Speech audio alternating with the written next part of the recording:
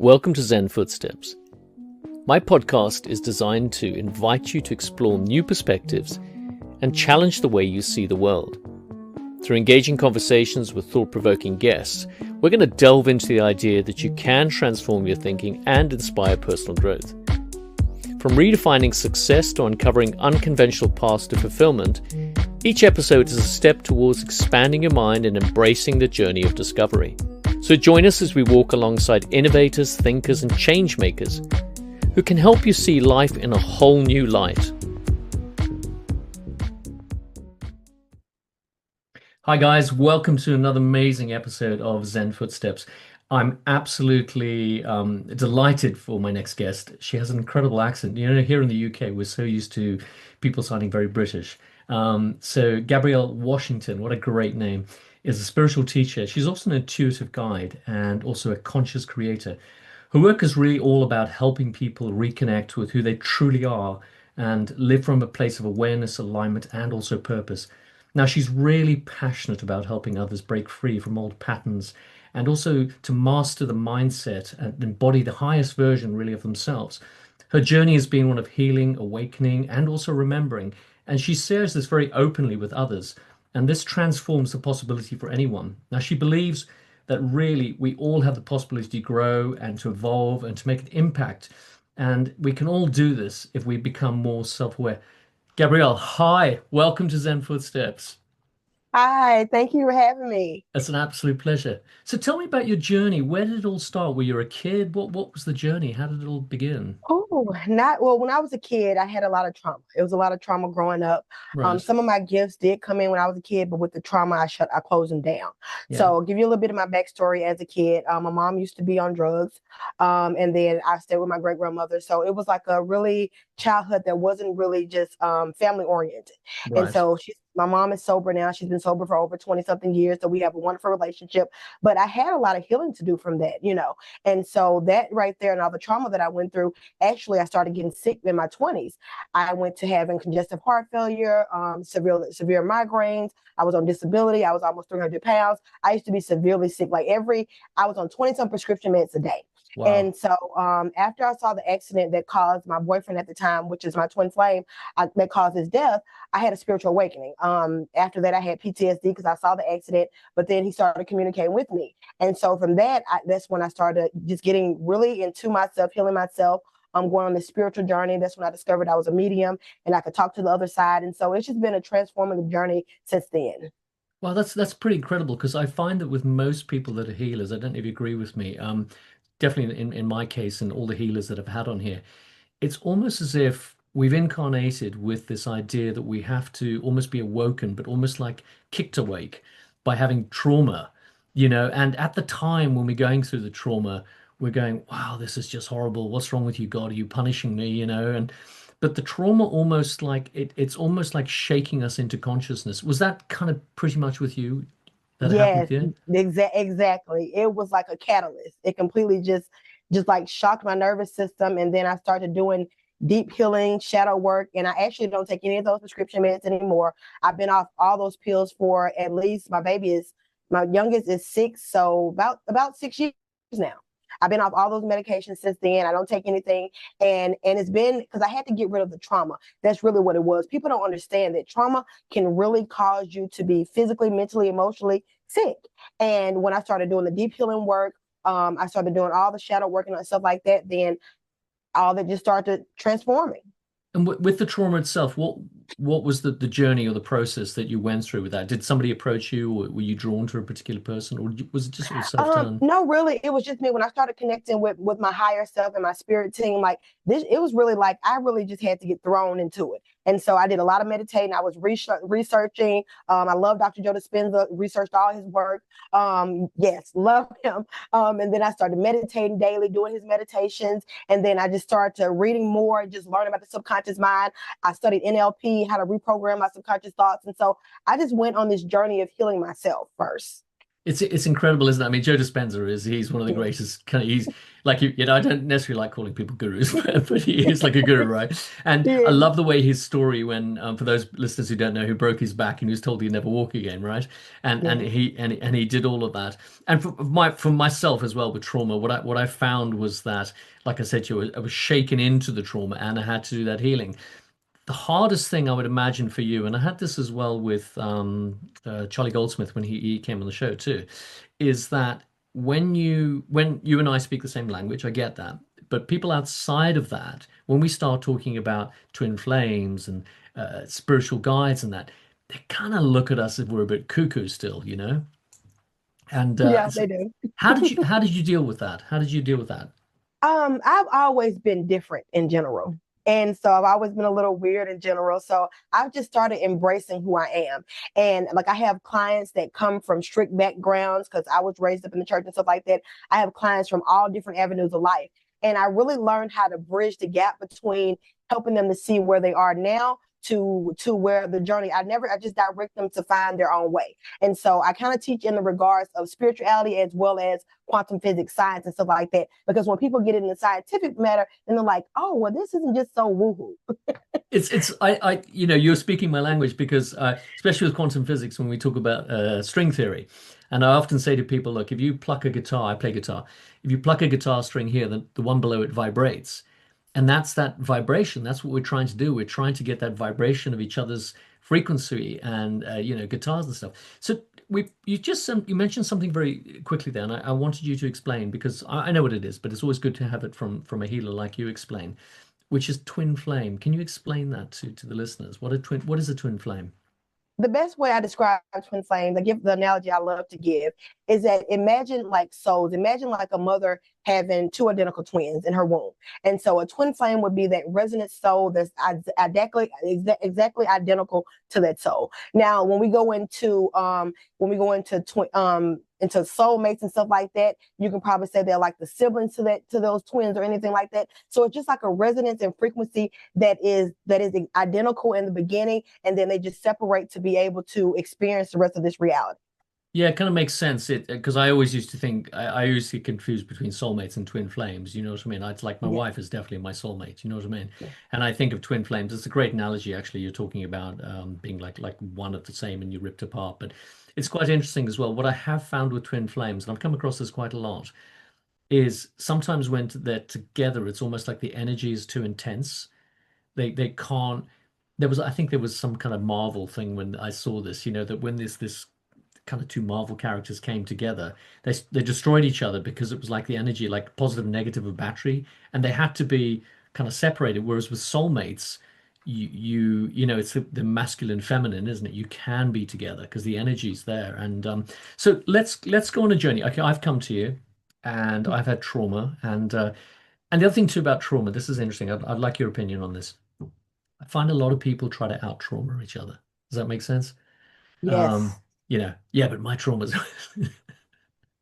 so I'm just going to say I've had trauma, right? That's it. I'm not going to get into out traumaing. But Okay. so what's the journey for you? So a client comes to you, they've heard about you. What is the process? How do you do it? So first, if we're meeting like on social media or anything like that, because I have a lot of DMs from my social media account, I'll probably leave them a voice message and start asking them questions about themselves. Not too deep because I know it's hard to open up about deeper stuff, but I want to get kind of like a feel of where they are on their journey. Have they started to learning about healing themselves? Is this something new for them, or just exactly where they are? I kind of like gauge where they are. And then if I see they're new to this journey and they've never even heard anything, they just want to, want to heal themselves, then we'll book a one-on-one call, and then I'll tap into the energy because I also use my intuitive gifts as well. I tap into the energy and see what all I pick up on them, and then give them like a reading from that. And then I also will ask them questions as well, and then we will go from there. Every plan is tailored to that person because, like I said, every person trauma is different.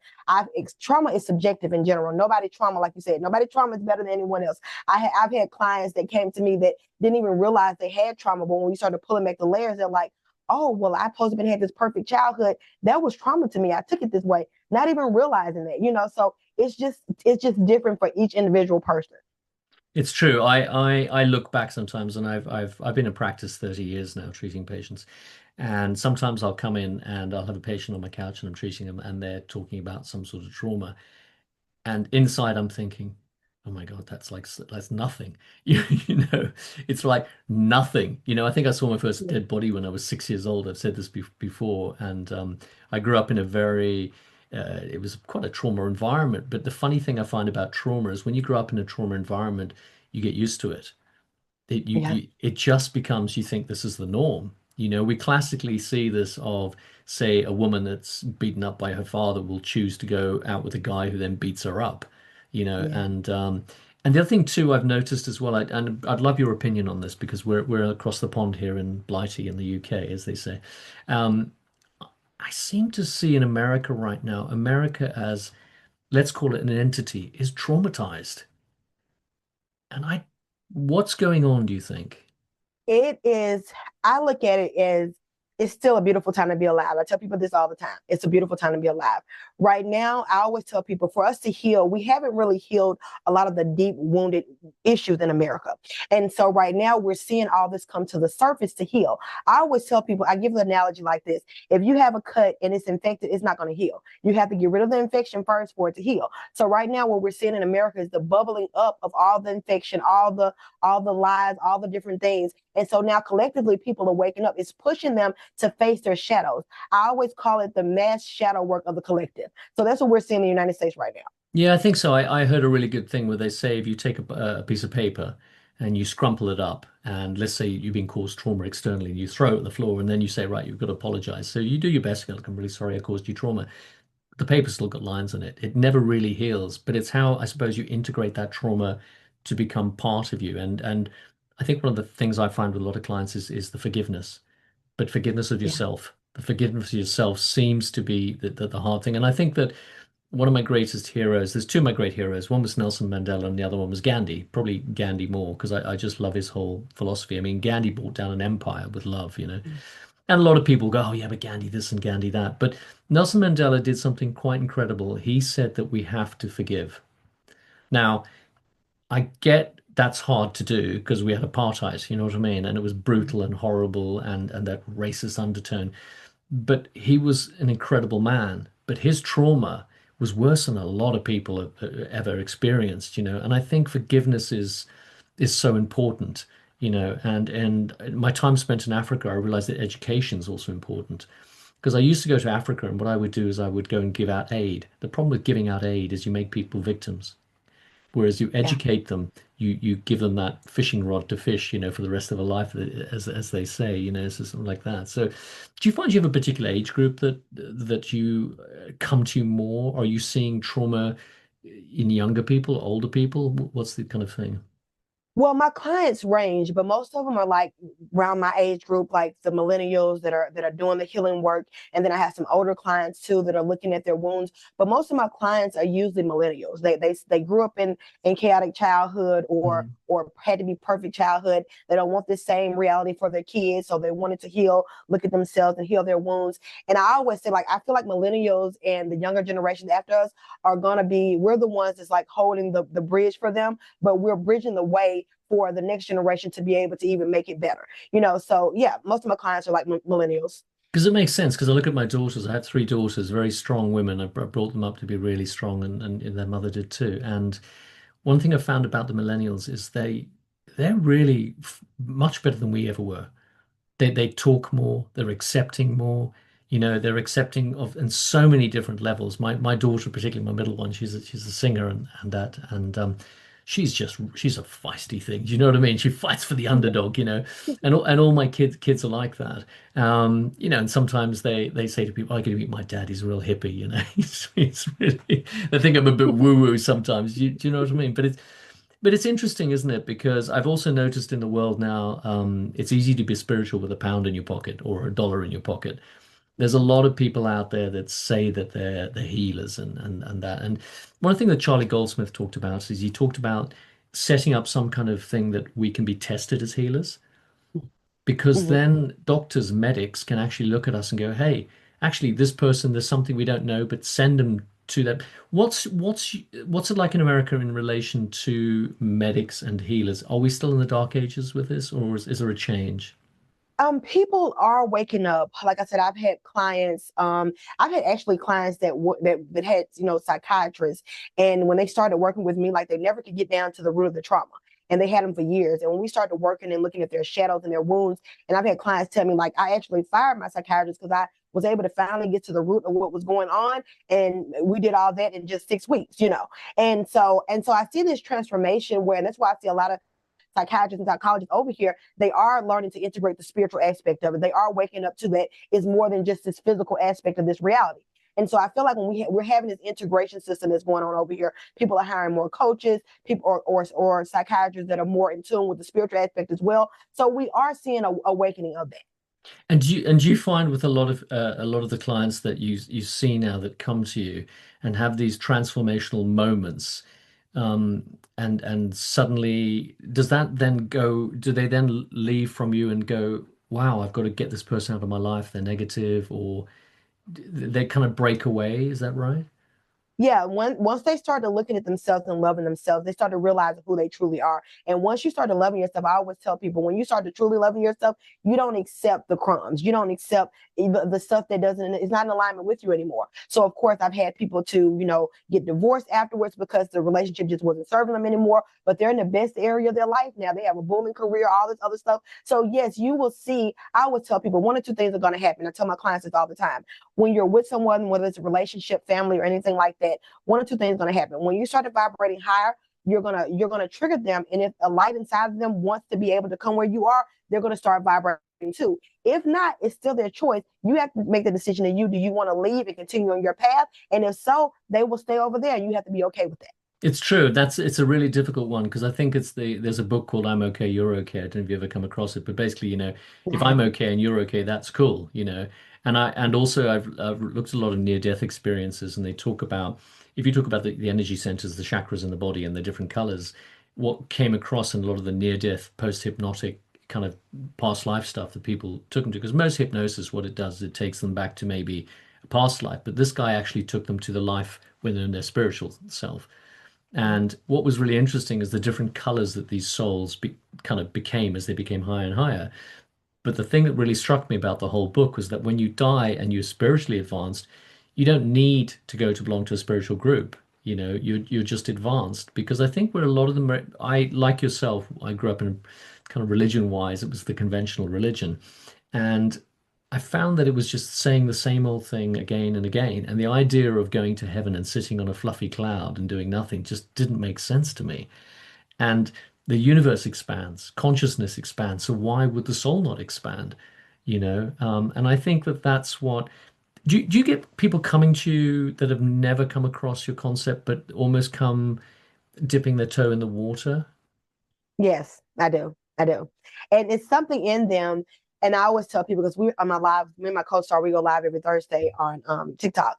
And so I was saying, someone came in the room and they was real strict, real religion, and they were staying in the live a little bit longer than normal. And so they were trying to come at us saying all this kind of stuff about us. And I just showed them with love. I just gave them love and sit there with them. And I asked them to, ask your questions, challenge. But I also told that person, I said, it's something inside of you that is vibrating, even though you might not agree with what we're saying. It's something inside of you that are making you stay on this live longer. Because if it's me, it's something I don't agree with, I just swipe. So it's something that's resonating in them, whether they get it today, next week, next year, or never, it still was something vibrating. So I always tell people, I plant seeds and people see those seeds. It's for them to cultivate it. Then when they're ready to cultivate it, they will come to me or go to another healer or wherever else, and they will start to cultivate that seed for themselves. It's interesting, isn't it? Because people come to me. I've had this before, and I always, people come to you being angry, right? And they go, "Well, who are you to tell me how to live my life?" And blah blah blah blah blah blah blah. And there's a really good story about the Buddha, when a man came into Buddha went into this village basically, and a man came up to him and started saying, "Who are you to come and tell us how to live a life?" and blah blah blah. And the Buddha basically turned around and said, "Look, if I give you a present and you don't want it, who does it belong to?" And the man says, "Well, it belongs to me." And he says, "And that's your anger, you know." And I always remember that. I've had the same as you on TikTok. A lot of followers on TikTok, and I'll be on a live, and the reason I don't often answer live questions is because you get people coming on just trolling and being stupid, you know. So I'll look at the questions and I'll do it that way. But I had somebody come in and they were just stupid stuff, sort of saying, "Oh, baldy," and all of that. So I, like you, shower 'em with love, and I said, "Well, that's kind of what happens when you've had cancer, right?" Because I had cancer, so my hair went right. Mhm. But straight away, what was really interesting, this person just you could see it go, "Phoom," and they said, "Oh, actually, I'm an oncology nurse," and I said why? And then I think maybe all the trauma they've seen, maybe they're angry at that death, and they act that out by taking it out on other people. But people never seem to want to look at their own stuff. Do you think that's true? Yeah, that is 100% true. That when I first started my healing journey, and I remember when I was talking to my higher self, my spirit team, and spirit just kept telling me, you gotta look at your own stuff. That was the biggest thing for me. And when I started looking at my own stuff, I was like, oh wow. That's the biggest problem for everybody along this journey. People can point out when they started doing some healing what everybody else is doing wrong. But it really takes a lot of healing, a lot to be able to look at yourself and say, oh wow, look at the part I played. Look at what I'm doing in my life. Look at what I'm doing to myself. And that right there is where the real power comes in it, when you can look at your own shadows. I agree, and I agree. And I often ask if I'm reacting at something so strongly, what is it within me that I'm reacting? Because somebody else doesn't react, you know, and think, well, why? Why? Because there's a lesson in there for me somewhere, isn't there? I mean, my cancer journey was one of the greatest lessons for me.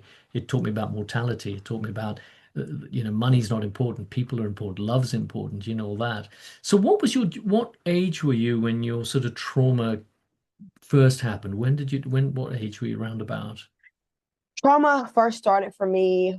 I was originally born in Rhode Island. We lived in Massachusetts for a little while, and then we moved to Mississippi. So I was raised in Mississippi. We moved to Mississippi when I was about 3. So my mom got on drugs, started drinking around 5. I was around 5, and it just started getting worse and worse from there. So from 5 to I was in foster care in teenage years. So it was really and I got pregnant at the early age with my first son at 16. And so my mom started getting sober when I was pregnant. So after she got sober, that's when I moved in with her. So that's when my healing really just kind of started in a way. But I still had a lot of trauma. I didn't know what trauma work was yet, but I was in a safer environment then. So I can say that's when my healing started. But mostly all my childhood was me leaving, going to stand here with families, being in foster care, and all that, just chaotic.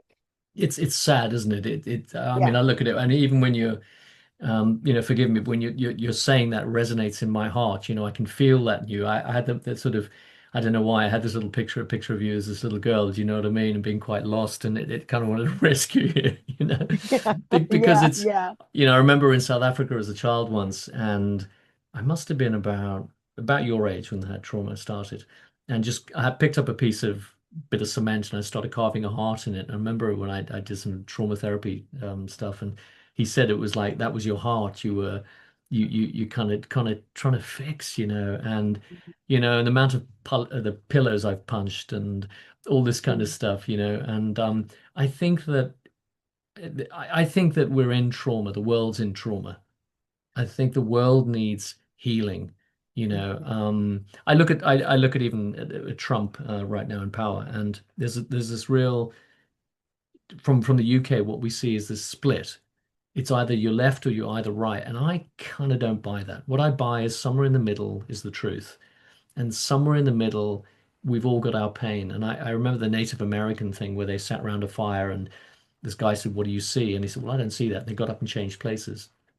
And I think that's what's America is going on. And love him or hate him, Trump. I mean, that guy can take some hate directed at him, right? I mean, that's some soul. And I also think that we've got the same in the UK. In the UK right now, we've got politically, we're all over the place, and I see the old ways are falling apart. They're crumbling. People have had enough now. Do you Yeah. know what I mean? And they just Yeah. they want to be healed, Yeah. but it's how you do that, and that's so. Was it literally sort of one day you woke up and the gift was there? Or, I mean, did it manifest as voices or did it manifest as your intuition? How did it manifest to you? Well, like I said, after my twin playmate passed away, and I saw the accident, I had a little PTSD for a little while, and then afterwards, it was oh my God, when I tell everybody the story, you know how when kids are in school, they have like a little pin around their neck and with on a little lanyard around their neck. So I had one of those pins on my neck, And all of a sudden, the pen started pulling off my chest. And I knew it was his energy. I felt it intuitively, knew it was his energy. I've always had an open mind to the other side. Like I said, when I was a kid, I remember experiencing different things, seeing my great grandmother that passed away. But as the trauma, was all inside of my being, I just kind of shut that gift down.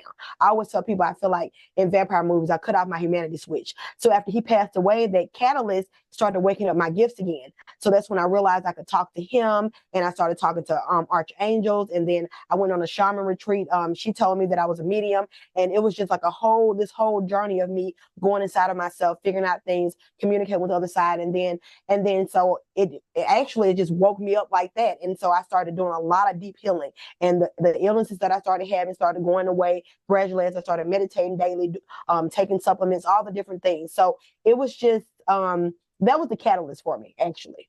Because I think when it happens, I think for me it was about 2005 after this Mhm. traumatic incident.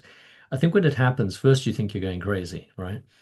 And you do. And I love this saying, which is you meet somebody, they get to 50, they've not had a breakdown, don't trust them, right? I mean, but I think we have to go through it. Like I said, I think there's something that the glass has to shatter.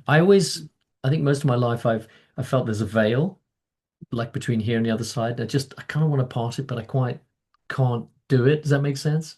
Yes, it does. It makes a lot of sense. And you're trying to part that veil, and then I mean, loads of people said to me, go to do an ayahuasca retreat or go to do this and go to do that. But I've never. That's personally for me. I've never been called to that. Do you know what I mean? I think that people talk a lot about getting high, and I know in we have a drug problem here as they do in America worldwide, but I Mhm. always think if you ultimately can't get high watching the sun rise and the sun set, there's a problem, right? And Yeah, it is. I went through when I went through my trauma, one of the things I did realize was that one day I woke up and everything suddenly was beautiful again. And Mhm. I'd know then I knew. And I'm sure that had to have happened to you, right? Yes, yes, it did. I actually tell people when I started doing my internal work and started doing gratitude journal and stuff like that, this reality seemed like it was like dull color. And then all of a sudden it started getting brighter and the colors were vibrant. You can go outside and it's just like, has this always been reality? It has.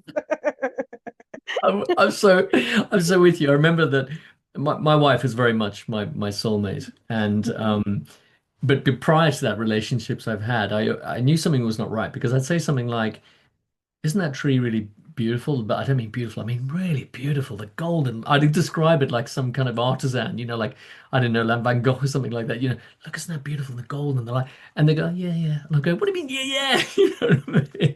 You want to shake them, you know what I mean? And I give gratitude every day before I go to work. I'm driving the car. I have a conversation with the guy upstairs, and I say thank you Yeah, for. I say, ironically enough, right? Maybe you'll understand this, but I say thank you for the good lessons. Thank you for the hard lessons. Because when we have happiness, right, we take it for granted.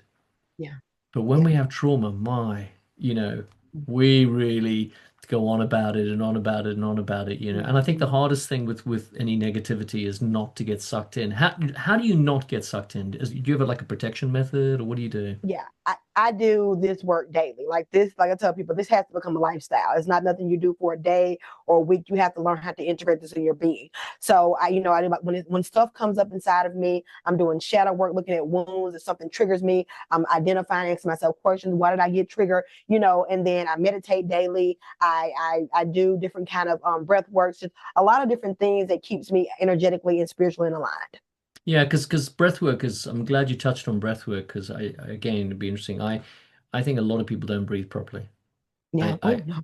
They breathe. I had somebody today, I had a patient today, and asked them to breathe, and it was all chest. There was no Mm-hmm. tummy breathing. Mm-hmm. And so often my exercise I will give them to do is I'll get them to go and put a good medical book because medical books are really heavy, right? So go home and find something heavy like an encyclopedia, if you can still get them these days with the internet.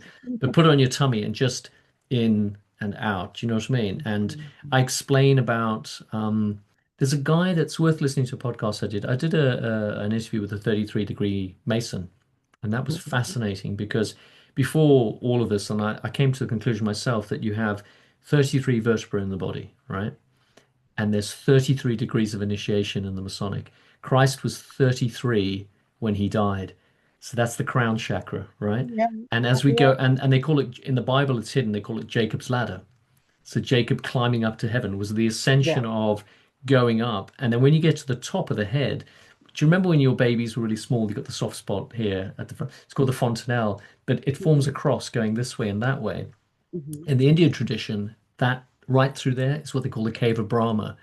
And if you do the proper breathing techniques, you actually release what's called a piezoelectric electricity, and it hits the pineal gland, and that releases DMT, right? Now, Mhm. obviously, DMT is what people used to take at nightclubs and stuff. This is your own body's natural DMT, and it's a fascinating thing. I don't know about you, but I know so little. That's what I've realized as I've got older. Yeah, yeah, I tell people we don't ever know anything. If somebody tell me they know everything, I'm like, you're lying, because we're ever expanding, just like consciousness. We're Yeah. ever expanding. We're studying, figuring out new things. What science didn't know, what people call woohoo, science thought it was too. Now science is starting to, okay, well, they knew something was right, something is going on there, and so we're always ever evolving.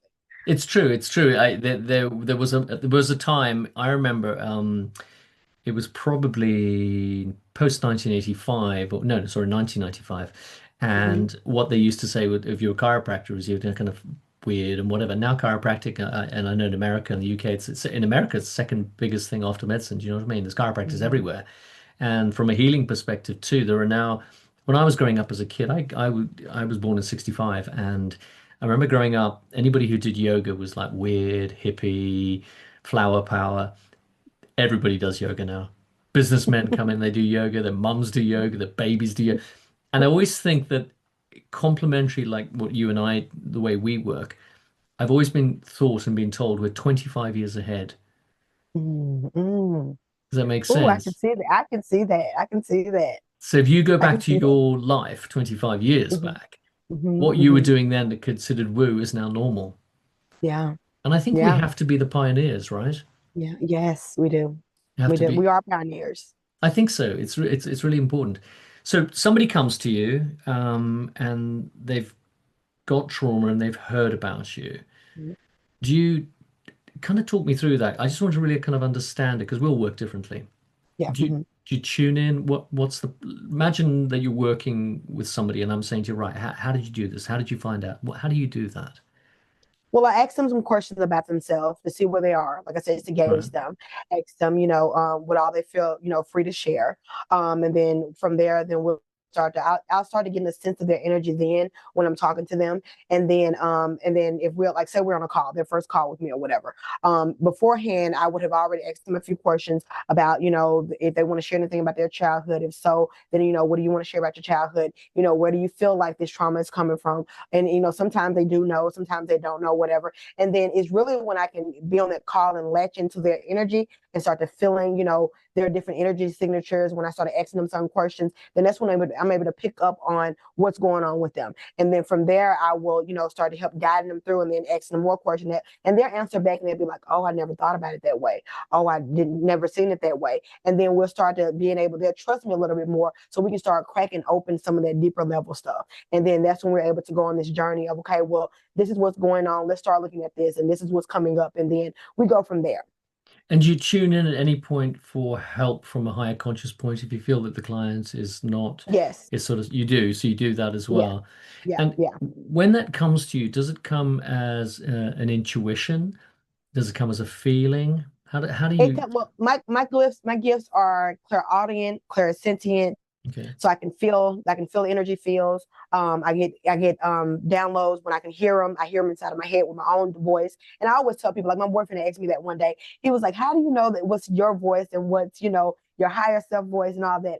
I said, well, when I first got onto this journey and started discovering my mediumship gifts, I had to realize what my frequency of my ego felt like, what my frequency of my higher self felt like, and my spirit team. So everything is energy and frequency. So I had to be able to turn into those streams to see what frequency is what. And I love that because do you find sometimes when you're asking kind of higher consciousness about things that people automatically assume that it's just ourselves talking to ourselves, right? And we get the answers. My experience is sometimes the answers really surprise me, and they almost go, "No, you're absolutely wrong." Like, what do you mean I'm wrong? No, you're wrong. It's like, they like tell you off, right? Or it's this. It's a really funny thing. I don't know if you've ever come across Neil Donald Walsh. He wrote, I think it was Conversation with God, Um, Oh, yeah. great book, right? But he says that thing when God does something like laughs or something, and he says that's really funny. He says, "Well, who do you think invented humor?" It's like that. I love that book. I listened to it on Audible probably about 2 or 3 times. It's really, really good. Yes, So who you yes.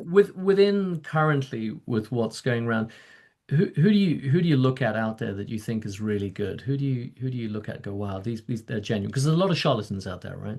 Yeah, it is a lot of charlatans. It is. If you want to say in the broad category of the spiritual community, of course, I love Dr. Joe Dispenza. Yeah. I feel like what he's doing is just transformational because he's getting the scientific data that goes along with the spiritual woohoo. It's also I love a few more different people that are in my arena as well. It's but for me, it's you have to be able to trust your intuition. That's why I try to tell people. I tell people I question everything. Even when I tell them something, question everything because you have to know what feels in alignment with you. What I might be saying, I might not be the teacher for you, and someone else might be the teacher for you. So I always tell people you have to have a level of discernment. Now, it's some people in the industry that I look at that I kind of liked at first, but then I felt something out with their energy. Then come to find out later on, there was other stuff going on. So for me, I never just glorify any teacher, but I see them for their light and how they're shining their light. I agree, and it's like if I refer a patient to somebody else, like a specialist, a cardiologist, or whatever, Mhm. I've got to know, I've got to detach my ego and don't think I Yeah, can do all the healing. We all have yeah. our place, and I'd normally refer to myself as maybe probably a holistic chiropractor because I trained in nutrition, hypnosis, some chemical, physical, emotional is Mhm. kind of my approach, and there's like I said, there are charlatans out there, but I see a lot of really good people. Interesting. It'd be interesting to ask you this. As I've developed and gone along, one, I don't like ever being called a guru. It's almost like, please don't do that. In India, they've got this thing, if you find a guru, shoot him because everyone's a guru on the street corner, right? So I don't want that. And two, also, I tend to shy away from it more. It's really funny. You'd think when you have a gift that you would be out there telling the world. The idea of somebody saying to me, "Oh, come on this TV show," and I go, "No, do you know what I mean? I don't want to do that. I just want to quietly do the light, in my little Yeah. corner, and I'm quite happy for that. Sometimes life pushes me, I get that, right? But Mhm. I just think that there's a lot of people that come to me and they will talk about, oh, but you're special, you're this, you're that, and I go, yeah, but you're special too. I think we're Mhm. all special. Mhm. I mean, I can't sing, right? If I try to Mhm. sing really seriously, it's cats fall over, dogs howl. But I can draw and I can paint. Now I've always been able to do that. That's just the way I was born. And I try to say to people, look, you have those gifts. I mean, I wish I could sing, but but I think partly as well, and I'm sure you've come across this too, that each part of the energy center in the body reflects in what's going on for people. I know, like if you've got chest pain and throat problem, the heart's not expressing through here. If you've got headaches, what is it that's stuck in here? Louise Hay talks a lot about that. What burden you carrying on your shoulders. Lower back pain is lack of support and financial issues and all of that. So your clairaudient would you say clairaudient is your main kind of thing? Clairaudient and clairsentient. I feel a lot. I feel vibrational fields, energies. I feel a lot. So I have to really ground my being in my body. Yeah. Especially if I come around someone that's very chaotic or whatever, make sure I'm grounded because I can pick up on their energy and I have to make sure I'm centered so I won't take on that energy. So when you go to like a supermarket, do you find from a clairaudient point of view that you just have to sort of say, look, this is not appropriate now. I'm shopping. I, you know, Well, actually, I got pretty good at that early on. So I always call her my spiritual mom. She took me to the shaman, and so she gave me a good piece of advice because my gifts first really came back on board, it was just like a sea full of people. I always gave her this example. I said, when I first started realizing I could talk to the other side, I remember closing my eyes and in my mind's eye, it was like being at a concession stand and a lot of people just coming in line. I just saw a sea full of souls just standing up like, here I am. And so she told me, she said, yeah. She said, have you started talking to your team yet? And at the time I was thinking I was talking to my team. She was like, if not, you're going to start talking to them. And she was like, you travel between worlds. So when she was telling me all that, she said, I want you to do something. When it starts getting so overwhelming, I want you to tell the other side because they have to obey the laws of the universe as well. Tell them that you're closed for shop. So I've been able, since she told me that, that was one thing I took at the beginning of my journey. When I'm out in public, look, I'm closed for shop. Now, unless something really needs to come through, or whatever, it can come through. But I'm doing my human thing. I love that. I love you saying you're closed for shop. I can really it's true because it almost to see it's like this intrusion coming in on you. You know what I mean? It's Yeah. I think there was a film, I think it was a British comedian. He could suddenly see spirits and they're all lining up and they ordered to come through. Because I know in America there's a guy called I can't remember his name. I'm sure you know him. Matt something. He's and Tyler Henry I really like. I do too. I really like him. Tyler Henry seems very kind of humble. Mhm. You know, he's not gone to his head because and again what we've seen it in the UK as well, but there's like this whole Jets for Jesus thing and Mhm. and I kind of there's something that where I don't listen, I don't have a problem with people making money with, healing. That's nothing wrong with that. That's the thing we beat ourselves up with, right? And other people go, "Oh yeah, but it's a gift, you shouldn't be making money." Well, you know what? So how do you make money, right? So I don't have a problem with that. But I think when you get into the whole kind of jets for Jesus and this guy saying that he needs three Lear jets and, because he has to travel and spread the word really quickly. And I think that's where the problem comes in, you know. So as a woman, how have you been received in the healing community? Because historically in the UK, women were burnt at the stake, called witches, persecuted. They were herbalists, they were healers, they were midwives, and I still think that my view, again, forgive me because I've only been to Chicago ever once, but my view is that America's accused of many things, but I still think it has an issue with women in power. I feel like it does, but it hasn't really affected me. And I always tell people that, what we see into our reality is what we create in our reality. So I'm a very much aware of biases and stuff. I can see them when I work sometime, but I don't focus my energy on that. I focus on my energy on what I'm putting off into this world, how I'm doing and how I'm helping people. And I've gotten a lot of good from men and women. So I don't really get a lot of pushback, even being an African American woman, even being, a woman in general. I don't get a lot of pushback because that doesn't live in my reality. I'm aware when some things happen, but my reality is who am I supposed to help? How am I supposed to help them? And that's what I focus on. It's a good way to look at it, I think, because when people go around and they're constantly having bad things that happen to them, I think, well, what are you projecting? Yeah. Because I think if you put something out there, I think the Bible says, cast it out and it'll come back to you tenfold. Mhm.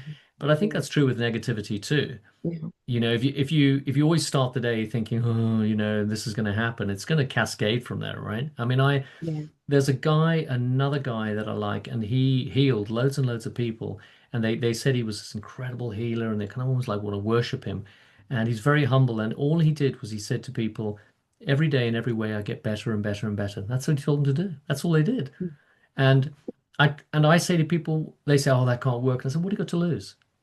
It's not going to harm you, is it? It's like homeopathy. It's like people going about homeopathy, and I said, well, an animal doesn't know what a placebo is. I mean, my kids grew up with homeopathy and organic food and, all Mhm. like, do you think that food plays a part? How do you feel about food in relation to the body and the soul? Do you think there's an energetic there? I feel like food plays a major part, the quality of the water, the air, all that plays a major part. And especially over in the United States, I don't know about over there, but we are overloaded with toxins. Like it's so many people that say when they travel the country, go somewhere else, they can eat whatever, but over here, come back over here, you get bloated, and we're just overloaded with toxins and everything. And so, for me, I feel like this is where the split is happening right now. This is where we're learning who we are. As we need to have better quality food, so we're waking up, we're seeing all the stuff. I feel like our generation and the next generation, that's why we eat more organic stuff and try to eat more healthier, than what we used to or whatever. But I feel like we have to also learn, because we're alchemists, we have to learn how to alchemize the particles in the air. We have to learn how to alchemize, the food that we eat. So every time I eat, I'm infusing it with light. I'm infusing it with the highest vibration because I know I can't control every dynamic of what happened to this food on this plate. But I know that I'm an alchemist and that my body can take in exactly what it needs for its higher good. I love the alchemist bit. I think that's exactly true and exactly right. I know that the work of Dr. Emoto with water. Have you come across? I mean, for the people who don't know, basically what he did was he gets water and he holds the water and he speaks. He says love and tranquility and Buddha and Christ and God and Jesus. And they looked on an electron microscope at these beautiful crystallized formations. And I've tried that. I've tried that with. I remember once I had this girlfriend, and this rose bush was going to be dead, and I said, "Well, I'm going to give it love water." And she said, "Well, if that happens, I'll eat my hat." I gave it love water, and this rose went, it was amazing. And I just think, wow, that's incredible. Because I know in America they did an experiment, and they found that in the UK, for example, we have about three ingredients in fries, and in the Hmm. States there was something ridiculous like 16 added ingredients. It was really frightening. Yeah. And I really say to people, a lot of my patients will talk about organic food being expensive. And I said, yeah, but what are you spending your money on? You've got this beautiful fancy car here you're leasing, but you're saying that's more important than my physical body. Hmm. And Hmm. that's a really, and it's a difficult one. I know as a healer, you'll know that ultimately we can help, but we're not responsible. And that Yeah, we that's cannot force people to heal. We can only plant the seeds, be there when they're ready to start looking inside of themselves, but you can't force people. That's one of the things that I learned early on because I used to try to bring people in and like, come on, this way. But you really don't do people justice. They have to come in their own time because if you try to force someone to heal, we know healing is not easy. Healing is not fun. It's not peaches and cream. So if we're forcing someone to heal, for them to go through those dark night of the shadows, we're not doing them justice at all because what if they're not ready for that? That can break someone if they're not ready for that. So people have to be ready to be able to accept the healing because ultimately they heal themselves. We're just a catalyst for them. it's true. I mean, have any of your clients ever blamed you for making them well? Because I've had that happen. No, I actually Yeah, haven't. I had somebody because they couldn't get benefits anymore. Um, they couldn't live the trauma, that Yeah. they were doing anymore. And I know like a lot of people, if you think of a chiropractor, the basic standard thing will be you go to see somebody, they're going to see three times a week, you can have a 10-minute adjustment, it's going to cost you $35 a time or whatever. Whereas I do the opposite. I say, you're your best doctor. I said, because they say, when do you want to see me again? I said, when do you want to see me again? You know, I love it. and they don't know how to deal with that. But I've been in practice 30 years and I'm busy. And Mhm. so I have to say, well, why am I busy? Because I don't put the pressure on because I'm not, it's like say to my kids, I'm here to be your parent. I'm not here to be your friend, Yeah. and that's tough love. I know, I get that, right?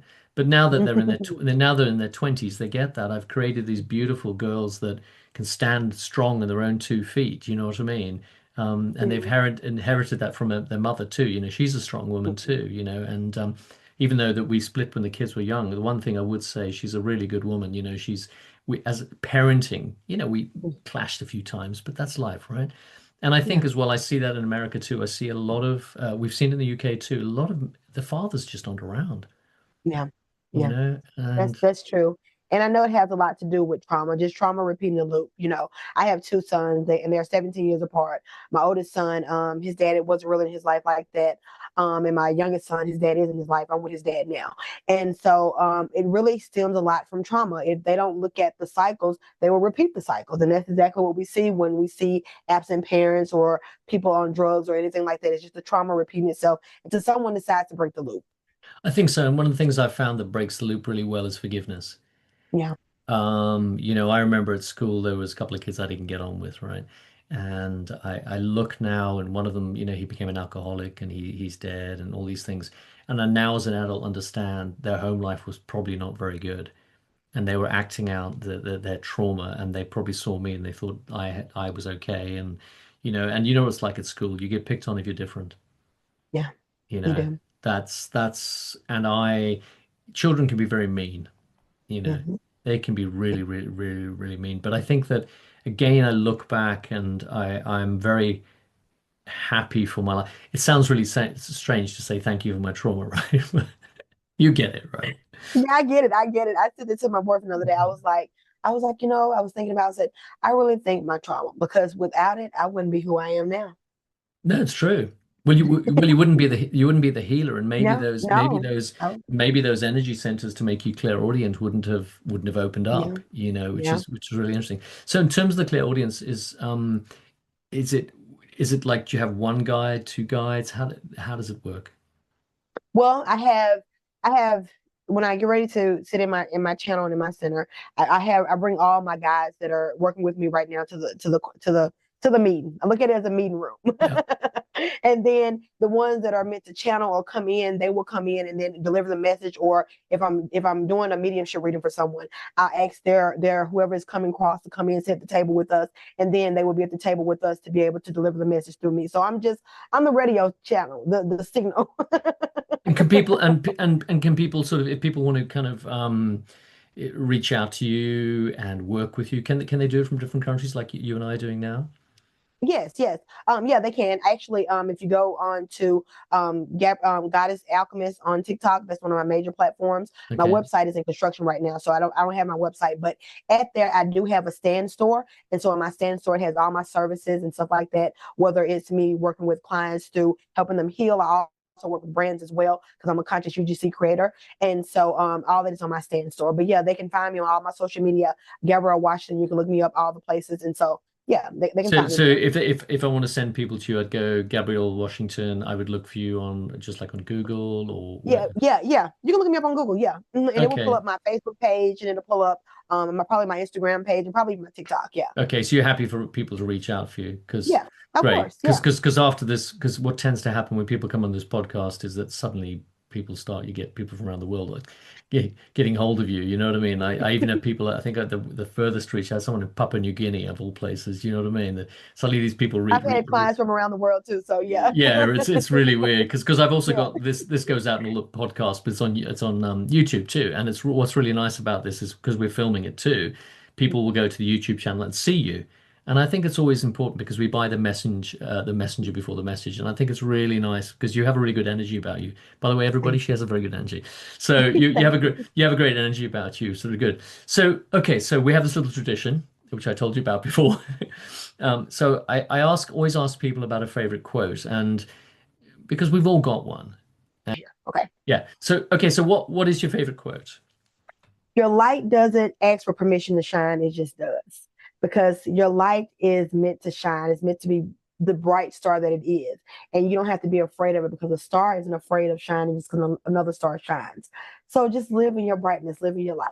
I love that. It's kind of funny, isn't it? Because simplicity is the key, isn't it? It It's is. so simple, but it's so beautiful. So it's wonderful.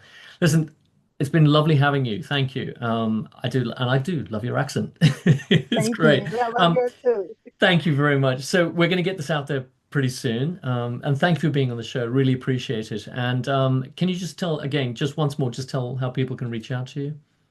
You can find me on TikTok at Goddess Alchemist. I also have another TikTok that's called conscious_UGC. So you can find me in either one of those channels. And my link is always in the bio on my social media channels. Brilliant. Okay. Listen, take care and thank you. And we'll be in contact, obviously. You know what I mean? Thank you. Have a Excellent. good